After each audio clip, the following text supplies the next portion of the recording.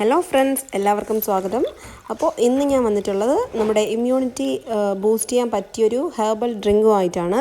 അപ്പോൾ ചിലർക്കൊക്കെ ജലദോഷം, പനി, പിന്നെ ഇൻഫെക്ഷൻസ് അങ്ങനെ എന്തെങ്കിലും ഒരു ഹെൽത്ത് പ്രോബ്ലം ഇടയ്ക്കിടയ്ക്ക് വന്നുകൊണ്ടേയിരിക്കും. സോ അതിൻ്റെ മെയിൻ റീസൺ എന്ന് പറയുന്നത് ഇമ്മ്യൂൺ സിസ്റ്റം ലോ ആയതുകൊണ്ടാണ്.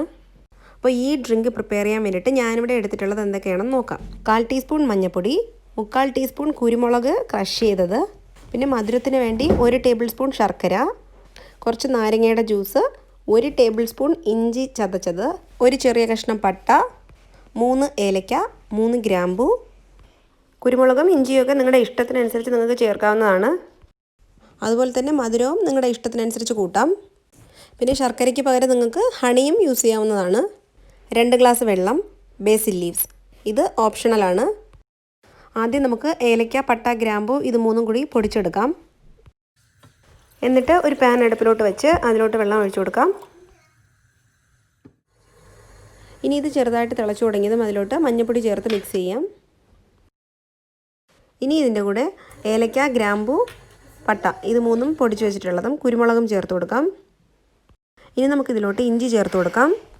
ഇഞ്ചിക്ക് പകരം ചുക്ക് പൊടിച്ചതും ചേർക്കാവുന്നതാണ്. ഇനി ഇതൊരു 6-7 മിനിറ്റ് നന്നായിട്ട് തിളപ്പിക്കണം. മഞ്ഞൾപ്പൊടിയിൽ കുർക്കുമിൻ എന്നൊരു കോമ്പണൻ്റ് ഉണ്ട്, അതിനാണ് ഒരുപാട് ഹെൽത്ത് ബെനിഫിറ്റ്സ് ഉള്ളത്. അതുപോലെ തന്നെ കുരുമുളകിൽ പൈപ്പറിൻ എന്നൊരു കോമ്പണൻ്റ് ഉണ്ട്. ഈ പൈപ്പറിൻ എന്ന് പറയുന്ന കോമ്പണൻ്റാണ് മഞ്ഞൾപ്പൊടിയിലെ കുർക്കുമിൻ നമ്മുടെ ബോഡി ഫുള്ളി അബ്സോർബ് ചെയ്യാൻ ഹെൽപ്പ് ചെയ്യുന്നത്. അതുകൊണ്ടാണ് നമ്മൾ മഞ്ഞൾപ്പൊടിയുടെ കൂടെ കുരുമുളകും കൂടി ആഡ് ചെയ്യുന്നത്. ഇപ്പോൾ ഇത് നന്നായിട്ട് തിളച്ചിട്ടുണ്ട്. ഇനി നമുക്കിതിലോട്ട് നമ്മൾ എടുത്ത് വെച്ചിട്ടുള്ള ശർക്കര പൊടിച്ചത് ചേർത്ത് കൊടുക്കാം. ശർക്കരയ്ക്ക് പകരം നിങ്ങൾക്ക് പനങ്കൽക്കണ്ടം യൂസ് ചെയ്യാം, ഹണി യൂസ് ചെയ്യാം. ഹണി ചേർക്കുമ്പോൾ ഇതിൻ്റെ ചൂട് കുറച്ച് തണുത്തതിന് ശേഷം മാത്രമേ ചേർക്കാൻ പാടുള്ളൂ. ഇനി ഇതിൻ്റെ മധുരമൊക്കെ ഒന്ന് ചെക്ക് ചെയ്തിട്ട് വേണമെങ്കിൽ കുറച്ചും കൂടി മധുരം ചേർത്ത് കൊടുക്കാം. ഈ ഒരു ഫ്ലേവറിന് വേണ്ടിയിട്ട് മാത്രം ഞാൻ കുറച്ച് ബേസിൽ ലീവ്സും കൂടി ചേർത്ത് കൊടുക്കുന്നുണ്ട്. ഇത് ഓപ്ഷണലാണ്. ഇതിപ്പോൾ നന്നായിട്ട് തിളച്ചിട്ടുണ്ട്, നല്ലൊരു മണവും വരുന്നുണ്ട്. നമുക്കിനി സ്റ്റവ് ഓഫ് ചെയ്യാം. നമുക്കിനി ഇത് ഫിൽറ്റർ ചെയ്ത് ഒഴിക്കാം.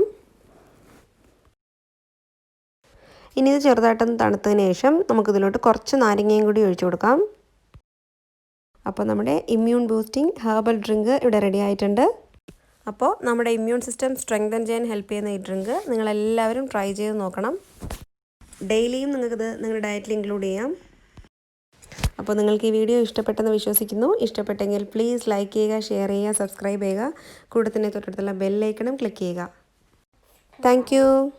അപ്പോൾ മറ്റൊരു അടിപൊളി വീഡിയോ ആയിട്ട് വീണ്ടും കാണുന്നതുവരെ ടാറ്റാ, ബൈ.